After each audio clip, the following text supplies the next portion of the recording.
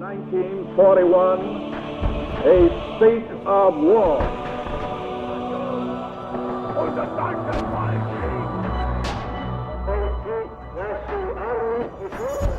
What General Vagon had called the Battle of France was over. The Battle of Britain is about to begin. We shall fight on the beaches, we shall fight on the landing grounds, we shall fight in the fields and in the streets, we shall fight in the hills. Hey guys and gals, this is Alden for the Mosin Crate. First things first, I cannot discuss anything sales related. That includes how much, where do I buy one, how do I buy one, what's your website address, anything like that. YouTube will delete the video. But if you go on rumble.com and search for the same username I have here on YouTube, the Mosin Crate, without any spaces between the Mosin or Crate, you'll find my page on there where I have this same video where I can and do answer those questions. So I had planned on doing this review video in January, but I got a little antsy over Christmas break. I want to get right back into it. So all of these are Israeli imports that came out of Israel a few months ago before the whole mess got started. You can see here's a 1976 C-Series FN Browning High Power, and then we've got a couple T-Series Browning High Powers. I'm not going to get into the politics of the whole Israeli thing. Every time it gets mentioned, someone has to go berserk in the comments. We're talking about the guns. They're tools. They're not political.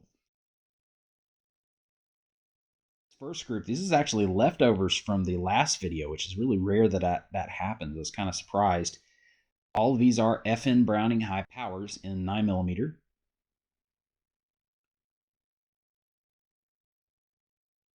And these have a 13-round magazine. I would say these are solid, good, surplus condition overall.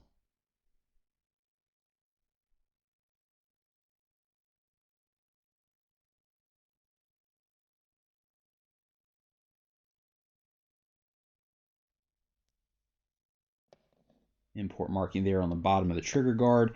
Some of them have an import marking on the bottom of the heel, like this one here.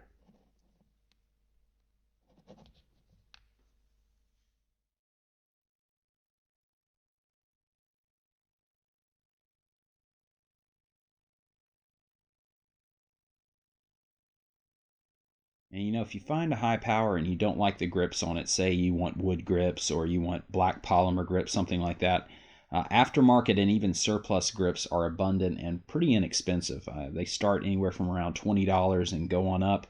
And it's not something you're going to probably need a gunsmith for. Now, I'm not saying there's not someone out there that won't be able to figure it out, but really it just takes a screwdriver and a couple minutes and you can swap those grips right out to something you would rather have on the pistol.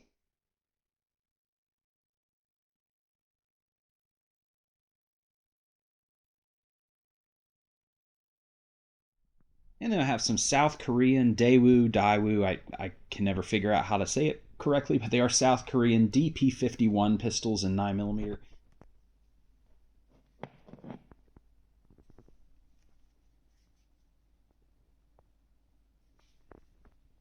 .13-round magazine. And I like these. Here's the double action, single action, and then the triple action.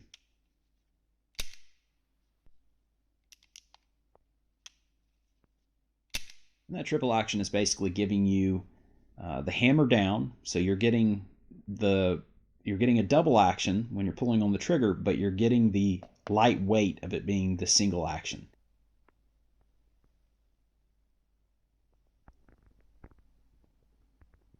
These are probably, I would say, good condition overall. Usually I see them a little nicer than this. These have a little bit more wear than I'm used to seeing, but they're still in good shape. And this is current South Korean military issue pistols. This is what part of the pistols that they're using for their officers and NCOs right now.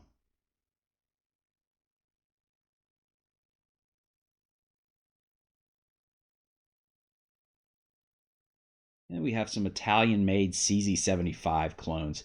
I really love these. You never see the Czech CZ75s on here because I feel like these are just the finish on them, the fit. I just feel like this is a higher quality gun, in my opinion, than the Czech CZ75. So I'm a Tanfoglio fanboy here, as you can tell. We've got some compacts. And we got a couple full size on the bottom as well. Import marking on these is going to be on the bottom of the trigger guard.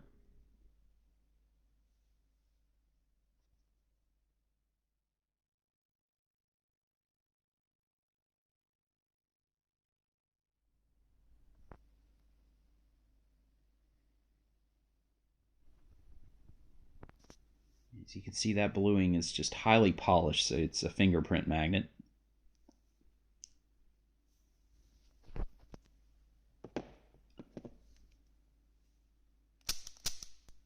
Frame mounted safety, which functions just as a safety. And then you have the slide mounted safety, which also functions as a decocker, and it is ambidextrous.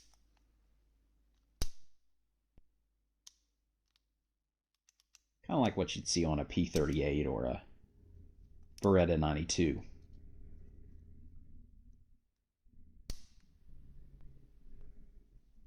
That's an absolutely beautiful pistol there.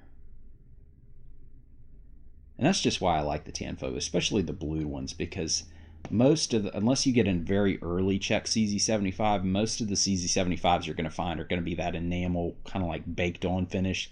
And when that stuff gets wear on it, it just chips and falls off and it just looks ugly. It doesn't wear nearly as nice as bluing does.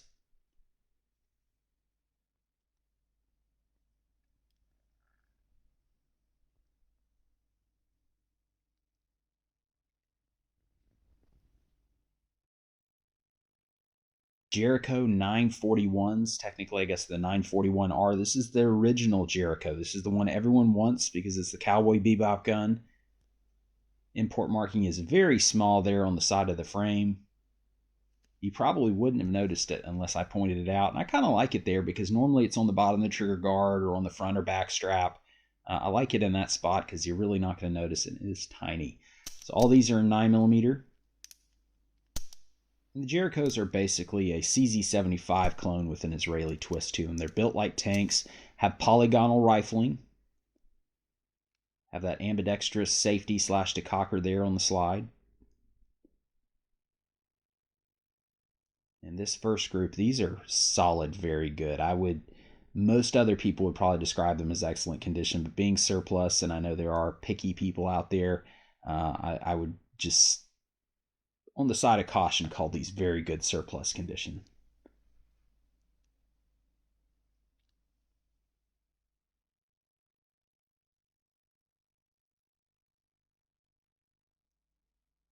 And I will warn you guys, the original Jerichos, obviously, because the Cowboy Bebop thing, although they're very collectible and they are very expensive.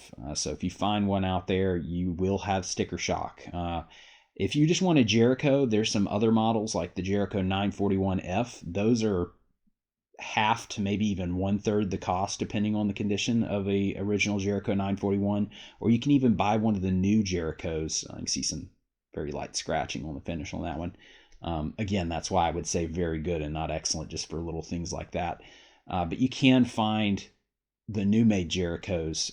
Those are, heck, you can buy a brand new Jericho, maybe a polymer framed or something like that, but those are pretty inexpensive compared to the OGs like this one here.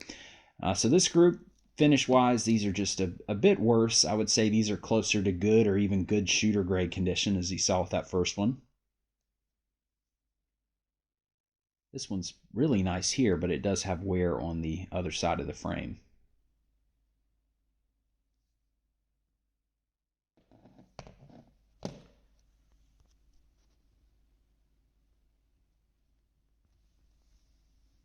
And then this is a Jericho 941F, like I was talking about before. As you can see, this one, the only difference really is the frame-mounted safety versus the slide-mounted safety decocker. Both of these are Philippine National Police marked. Not exactly sure why they stayed in Israel. It may be they were sent back for repair, or it may be that Philippine National Police welched on the deal, and so the Israelis ended up keeping them, or it may have been a production overrun. I'm not really sure why they stayed or why they were in Israel as of 3 months ago, but those are pretty cool. I've only ever had a handful of those in.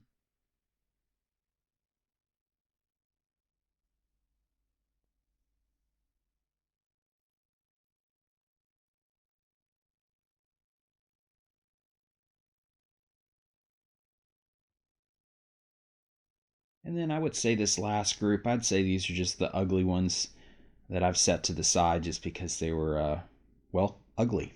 So you got an original Jericho 941 there. Tanfoglio CZ75 clone. As you can see, this one badly needs to be refinished.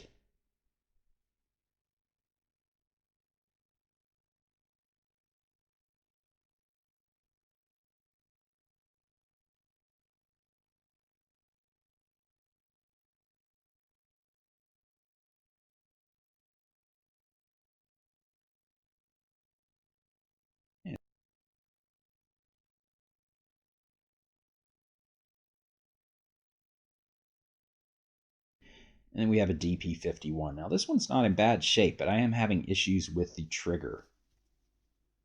So you can see the double action is not working. Single action works fine, but the triple action is not working either. So there's a spring issue or something in there. There's maybe there's some issue going on internally there. There's probably just a part that needs to be replaced. And that's going to be it for videos for a little while, guys. I'm not sure when more stuff is going to get imported, especially out of Israel, for me to be doing videos. I'm hoping that there'll be some more stuff here soon, but this will probably be it for at least the next 2-3 weeks, maybe even longer.